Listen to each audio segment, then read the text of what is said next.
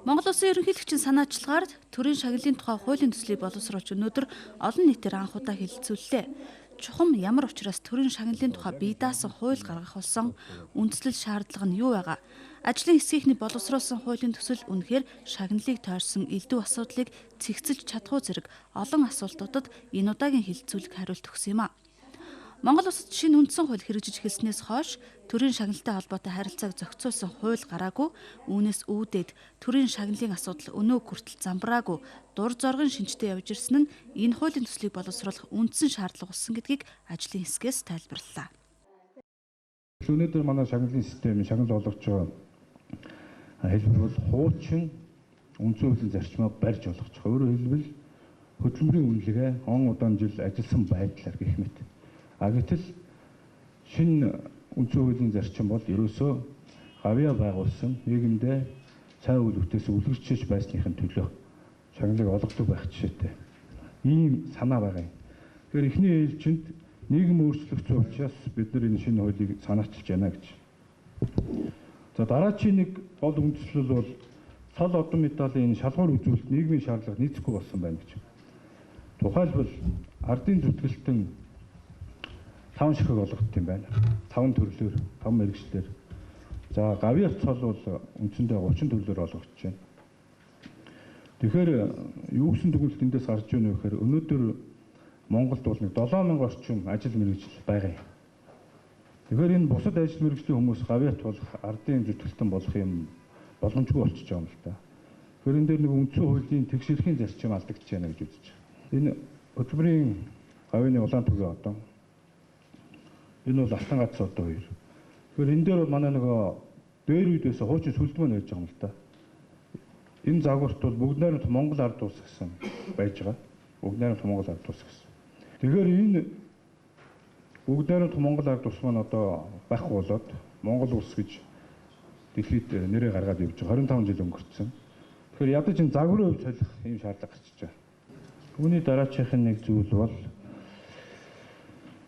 төрийн дэд одон медаль бусад одоо нам улс төрийн байгууллагын одон медальтай, бусад төрийн бус байгууллагуудын одон медальтай, аймаг иргэдийн хурлаар өөрсдөө шийдвэр гаргаад олгож байгаа одон медальтай нэр томьёоны хувьд бол давхцал үүссэн байна. Нэр томьёоны хувьд давхцал үүссэн. Тухайлбал одоо Арчсан нам Чингисийн одон гэж байдаг. За давааны тэргүүтээ Чингис хааны академи гэж байгууллага бий. Чингис хааны академич бол бас олгож байгаа. Гэтэл хамгийн нэр хүнтэй одонг бол бид нэр Чингис хааны төрийн дээд одон шагналыг бол Чингис хааны одон гэж үзэж байгаа. Нэр нөлөөгөө нийгэм зүтгэн дөнгөж 7 хүн авсан байгаа. Жилд нэг олгодог. Тэгэхээр зарим жирийн иргэд бол энэ төөргөл үүсэж байгаа юм л та. Гүндлээ гишүүн Арчсан намын Чингис хаан гэдэг одоо авсан. Содномгой төрийн дээд одон Чингис хаан гэдэг одоо авсан. Тэгээ ялгаж байгаа хүн бол бас цөөхөн байгаа. Яг үнэ хэлэхэд. Тэгэхээр энэ бол төрийн дэд одон медалийн нэр хүндийг өргөх, за одоо зарим нэг талаас нөгөө нийгэм шагнал хавтгаарсан байна гэдэг энэ ойлголтыг үгүй болгох, зөв болгох энэ үүднээс төрийн дэд одон медальтай давхцал үүсгэж байгаа нэр томьёо бүхий одон медалийг цэгцлэе гэсэн ийм зарчим бол энэ хуулийн төсөлд туссан байна. Төрийн шагналын тухай хуулийн төсөл 6 бүлэг 35 зүйлтэй төрийн шагналын ангилал, төрөл, эрэмб, зарчим, шалгуур үндэслэл, төрийн шагналаар шагнах журмыг тогтоохтой холбогдсон харилцааг зохицуулна гэж байна. Тухайлбал төрийн дээд шагналыг төрөл, эрэмбийг ангилахдаа цол бол 2хан байна. Монгол улсын Баатар цол, гавьяат зүтгэлтэн цол гэж байна. Одонгийн хувьд Чингис хаан одон, Эрдэнийн учир, Алтан гадас, Цэргийн гавьяа, Эхийн алдар гэсэн одонгууд байна. Харин медалийн хувьд Цэргийн хүндэт, Хөдөлмөрийн хүндэт, Шударга журам, Найрамдал гэсэн эдгээр 4 медаль байна гэж хуулийн төсөл тусгажээ. Хуулийн төсөл тусгасан нэг чухал заалт бол төрийн шагнал нь төрийн дээд шагнал болон төрийн бусад шагнал гэсэн хоёрхан зүйлээс бүрднэ гэсэн байгаа юм. Төрийн бусад шагналыг улсын их хурл ерөнхийлөгч засгийн газрын шийдвэрээр бий болгоно. Эдгээр төрийн дээд байгууллага нь өөрийн болон харьяа төрийн байгууллагын шагналын нэр төрлийг тодорхойлно гэж заагаад байна. Аливаа шагналыг олгохдоо шалгуур үзүүлэлтийг өөрчлөх шаардлага байгаа гэж хуулийн төсөл боловсруулагчид үзэж хөдөлмөрийн үнэлэмж гэхээсээ илүү нийтээр хүлээн зөвшөөрсөн гавьяа байгуулсан тохиолдол гэж тодорхойлон зүйд нийцнэ гэжээ. Хуулийн төсөлтөд танилцсан урлаг соёлын байгууллагын төлөөлөл ийм байр суурьтай байна. Тэгэхээр төрийн шагналын тухай ийм шинэ хэмжээ эрх зохицуулт бий болох гэж байгаа маань. Энд бол санал нэгтэй байна. Яагаад санал нэгтэй байна гэвэл ер нь хууль зүйн үндэслэл, практик шаардлага бол зүй ёсоор одоо бид чинь шинэ нийгэмд амьдарч байгаа шүү дээ. Тийм учраас бол хууль бий болгох, боловсруулах, гаргах зүй ёсны шаардлагагүй болсон баха гэж үзэж байгаа. Тийм учраас бол энэ шинэ хуулийн төслийг бол би хөвдөө дэмжиж байна. Энд чинь бол миний ойлгож байгаагаар бол төрөөс иргэндээ үзүүлж байгаа их том үнэлэмж шүү дээ. Нөгөө талаар бас төрийн үнэлэмж гэж ойлгож байгаа. Төрийн үнэлэмж, иргэний үнэлэмж ийм нийгмийн хоёр тал гэж би хөвдөө ойлгож байна. Энэ үнэхээр тийм цагаа олсон төсөл дөө.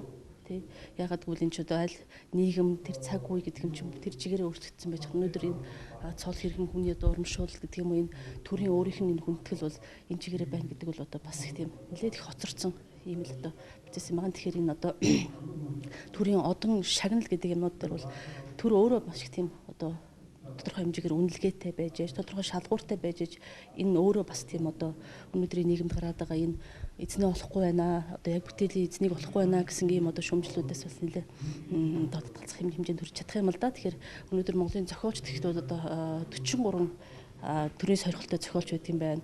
110 гарan одоо гавьяа зүтгэлтэн ийм одоо зохиолч уран бүтээлчд байдаг юм байна. Энэ салбар тэгэхэд одоо хамгийн их одоо энэ төрийн шагнал одон медалд хүртэж идэг нь бол манай салбар байж идэг. Тэгэхээр энэ утгаараа бол манай зохиолчд бас энэ төрийн одон шагналыг олгох энэ журамд энэ төсөлд бол бас нэлээд идэвхтэй одоо сайн санал бодлуудаа илэрхийлж бас хэлж байгаа.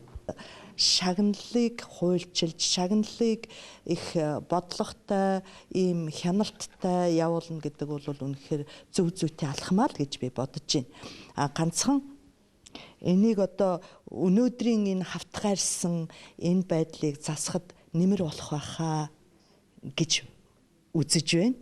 Тийм учраас зүгээр бидний үед бол шагналын төлөө ажиллаж байгаагүй.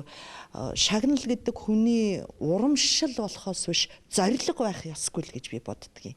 Тийм учраас бид бол улс их орноо сайн сайхан байлгах гэж за социализмын үед бол социализмын одоо тэр л бүтээн байгуулчвал үнэхээр сайхан амьдрандаа гэж бид нар зүтгэж байсан. Дараа нь коммунизм болоод одоо ерөөсө бүгдээрээ их сайхан амьдрах юм байна л гэж л ингэж л зүтгэж байсан болохоос биш шагнал авъя гэж зүтгэж байгаагүй. Тэрнтэй адилхан одоо өнөөдөр орчин үеийн манай удирдагчид хүн ардаа тийм зорилготол нэгтгээсээ тэрнээс биш одоо шагнал авахын төлөө уралдах ийм зорилго битгий болгочихсоо л гэж би дотроо их залбирдаг. Төрийн шагналын тухай хуулиар шагналын шалгуур үзүүлэлтийг тодорхой болгож өнөөгийн нийгэмд зохицуулах, олгох журмыг тодорхой болгоно гэж төслийн ажлын хэсгийн хэлж байгаа. Хилцүүлгийн үеэр шагналыг дагсан эдийн засгийн үнэлэмж гэдэг асуудлаар олон хүн байр сууриа илэрхийллээ. Чингис хааны одоо авсан хүн бол 9 унцын алттай тэнцэх урамшуул авнэ. Хөдөлмөрийн баатар бол сохор зоосч авахгүй нэ. Тийм ээ? Над бол ингэж уншигдэж байна. Өнөөдөр ба штэ ардын жүжигчин төрийн соёлгол хөдөлмөрийн баатар ган төмөр ч байдаг юм уу? Жишээ нь хайдууга одоо нэг өрөө байртай болчихлоо гэдэг Монгол даяар нэг бөө юм боллоо штэ. Тэр хүний гавьяа зүтгэл өнөөдөр хамаг залуу насаа энэ Монголын 20 дугаар зуунд хөгжсөн Монголын хүн төрөлхтний игнэнд аваатсан энэ урлаг соёлд өгсөн тэр ам амьдрал тэр залуу нас тэр бүх юм нь өнөөдөр нэг бизнесмэнээс нэг өрөө байр авсандаа баярлж байгаа Монгол даяар гараад явж байна л да. Ардын төвччин ган төмөргөө одоо мэдэхгүй яаж амьдарч байгааг төр мэдэхгүй байгаа байхгүй юу? Одоо таа сая хэлж байна л да тийм ээ. Энэ бол төр танд одоо юм гой хүндэтгэл үзүүлж цоолоо гэж байна. Энэ чинь болоо эний чинь дагаад бизнес хийдэг. Үгүй биднэрт ямар одоо ардын жижиг ган төмөргөд ямар бизнес хийх. Одоо энэ саран туяа төрийн шагнал авъя л та ямар бизнес саран тавьд хийх. Насаар идэх хоолоо олж авч чадахгүй шүү дээ. Гэтэл хятадууд биш үү ганцхан зохиол аянгийн бороо гэж миний тавьсан жүжиг бичсэн зохиолчийг ганцхан тэр зохиол бичсэн хөндлөө насаар нь төрийн ивэлдээ авч 96 хүртэл тэжээж гал насаар болсон. Бодтуу. Энэ эрдэмт би зөвхөн урлагийн юм ярьж байгаа юм шиг. Энэ эрдэмтэд байна. Энэ хөдөлмөрийн салбарт ажиллаж байгаа энэ улсууд байна. Энэ хөдөлмөрийн баатрууд байна.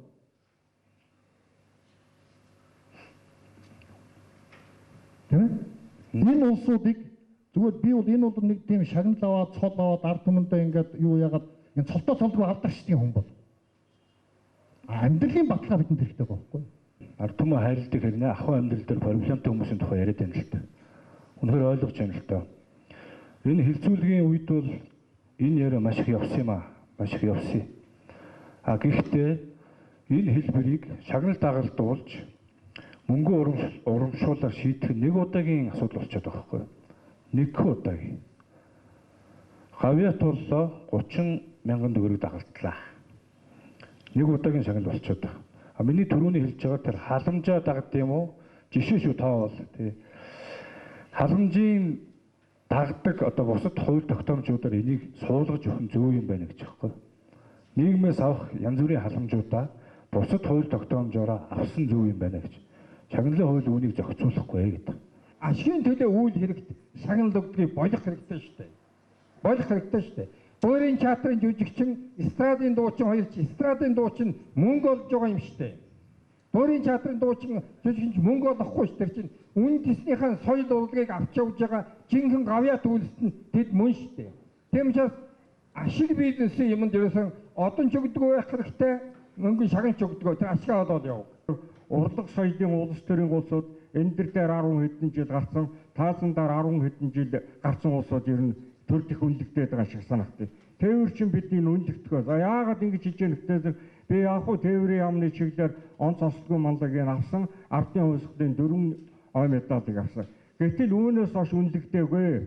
Ингээд одоо ингэж явсан хүнийг ер нь би ганцаараа биш, надаас өөр өчнө ахмадууд ингээд насны гэдэг би одоо 75 хүрж байгаа. Энийг одоо яаж шагнал төрж, яаж энэ улсад төрдөө үнэлэгддэг бэ гэдэг нь асуудал байна. Төрийн шагнал урамшуулал өөрөө бас бизнесийн агуулгатай мөнгөөр үнэлэгддэг зүйл болсон гэдэг талаар хилцүүлэгт ирсэн иргэд хэлж үүнийг хуулиар засаж залруулах боломж бий эсхийг лавлаж байна. Төрийн бус байгууллагын тухай хувь хүн хүртэл энэ шагналыг тодорхойлж болсон юм байна. Тэгэхээр төрийн бус байгууллага тодорхойлж байгаа тэр байгууллагууд чинь алтан гацыг одоо хаягдсан алтан гацын үнийг 2-3 дахин нэмж тэр хувь хүнээсээ авч тодорхойлж олгодог байгаа байхгүй юу? Энэ асуудлыг л ярьж байгаа. Энэ асуудал амьдрал дээр болж жишээ байгаа. Нэр дэвшигчдэд хүртэл зардсан шүү дээ. Би сонгуулиар олон жил ажиллаж ирсэн. Тойрог дээр очиод за таныг одоо олон нийтийн өмнө хурал дээр чинь шагнал хардуулнаа. Алдаршуулж өгнө. Төдөн төгрөг гэдэг тарифтайгаа явуулдаг. Тэгээ тэрийг болиулээд гэсэн санаа л тийм. Ялангуяа төрийн дээд шагнал гэсэн нэр томьёог давхцуулж ашигласан ийм шагнал байх юм бол болиул гэж байгаа юм л та. Төрийн шагнал олох үед төрөөс нэг удаа олох мөнгөн урамшууллыг зөвхөн Чингис хаан одон болон эхийн алдар одонг дагалдуулан олгоно гэж хуулийн төсөлд мөн тусгаад байгаа юм. Чингис хаан одонгор шагнагдсан иргэнд тухайн үеийн ханшаар 9 цэн алттай тэнцэх хэмжээний мөнгөн урамшуулал эсвэл түүнтэй дүйцэх дурсгалын зүйлсийг төрөөс нэг удаа олгоно. Эхийн алдар 1-р зэргийн одонгор шагнуулсан иргэнд 200 мянган төгрөг, 2-р зэргийн одонгор шагнуулсан иргэнд 100 мянган төгрөгийн мөнгөн урамшууллыг төрөөс нэг удаа олгоно гэж заагаад байгаамаа. Харин төрийн шагналд нэр дэвшүүлэх тодорхойлох тухайд нэр дэвшигчийн ажилч буй хамт олонны хурлаар нэр дэвшигч төрийн бас байгууллагын гишүүн бол байгууллагын хамтын удирдлагын хурлаар харьяалагдах хамт олон байхгүй бол сум дүүргийн иргэдийн төлөөлөгчдийн хурлын тэргүүлэгчдийн хуралдаанаар төрийн шагналд нэр дэвшүүлнэ гэж тусгаад байгаа юм. Хуулийн төслийн энэ заалттай холбогдуулан тухайлбал улс төрийн сонгуулийн үр дүнд бий болдог иргэдийн төлөөлөгчдийн хурлаас нэр дэвшүүлнэ гэдэг нь оновчтой зүйл заалт бишээ гэж үзэх хүмүүс ч байна. Төрийн шагналын тухай хуулийн төслийг олон нийтээр анх удаа энэхүү хэлэлцүүллээ. Цаашид хэлэлцүүлгийн үеэр гарсан санал зөвлөмжүүдийг хэлэлцэж, хуулийн төслийг улам чамбааруулан улсын хуралд өргөн мэдүүлнэ гэж хуулийн төслийн ажлын хэсэг мэдээллээ.